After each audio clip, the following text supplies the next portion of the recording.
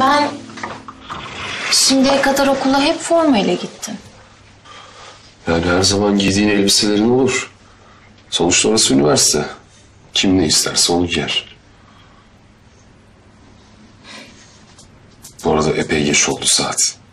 Eğer yarın okula geç kalmak istemiyorsan yatalım bence.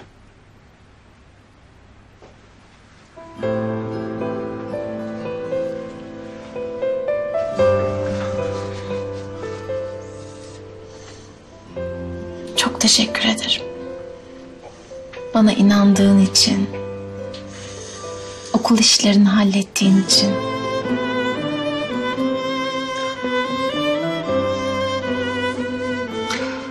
Ama hala istediğimi yapmadın. Sözünü tutmadın. Sihirli lambanın cini.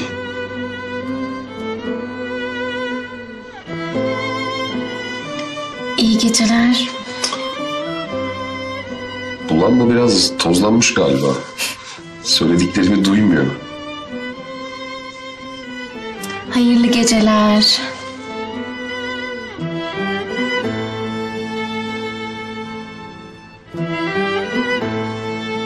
Hatırladım.